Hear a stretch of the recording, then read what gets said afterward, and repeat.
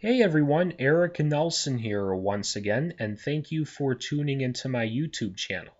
Well, I am back with another book review, which I will be reviewing Dick O'Connor's Stiff, Memoirs of a Dick. Pun intended, by the way.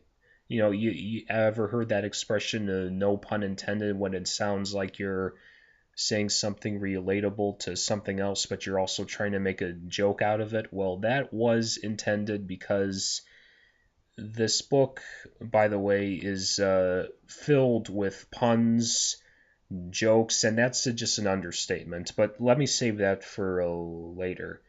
Basically, well, first of all, in case you haven't seen my other reviews, why I have the book cover on a piece of paper is because I have the book on my Amazon Kindle, which is on my laptop, and my webcam is also on my laptop, but still not all equipped with the technology to show you the image through the webcam, so I'm resorting to this for right now. But anyway, back to Dick O'Connor's memoir. As I said, it's not a book. As I said in the introduction, it's actually a memoir of his college years, and I think it's actually a really good book. I mean, I'm sorry, memoir. Even though that I don't know him personally, I thought it was a great, not to just a memoir, but it would. I think it could be. I mean, when I read it, I almost thought it was almost fictional because it kind of fits that criteria of a person transforming.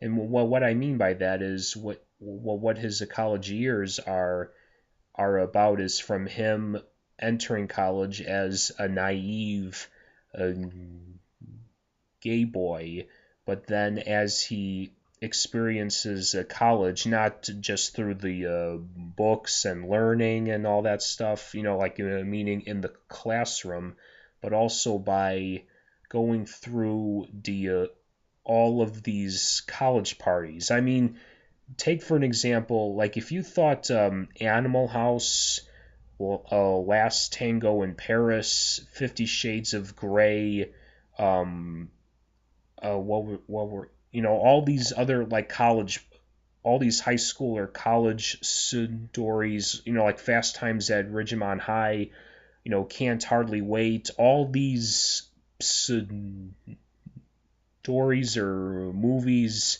And as I said, Last Tango in Paris, all these are erotic. It's all erotic comedy and a little bit of a drama too. Because even the most funniest or the most erotic story has to have a little drama in it. But anyway, if you thought all of those stories were just too erotic or too debaucherous, I guess I should say. Well, combine that with others that you know that I didn't mention, and still it will not equate to the debauchery and the comedy and the eroticness that this has. I mean, of course I liked the story, but there was a couple of times where I was just like, I mean, I love that a party never stops, but can I at least have a break in between?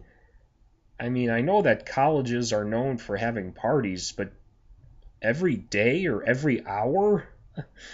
Jeez. And so anyway, what his college life was about was him, as I said, going in as a naive gay person and then going from that, and then going to being basically a party animal. I mean, a party animal who is gay, which of course is no problem at all. I support gay marriage with a whole heart, but this So yeah, I rate this book, like 5 out of 5 or 10 out of 10. Not only because I thought it was funny, but I also like the message about how a person can change from going into an environment that's not all that familiar. Because I mean, even if we go to like a college campus as a high school student, senior who wants to like see what it's like. I mean, yeah, going there as a visitor is one thing, but actually going to school there and living there in the dorm room, totally different experience because you're on your own, and I kind of sensed that like when he got into college, it was very different, I'm sure. And then, but of course, once he got comfortable with his party buddies, of course, all the fun just wow, all the fun just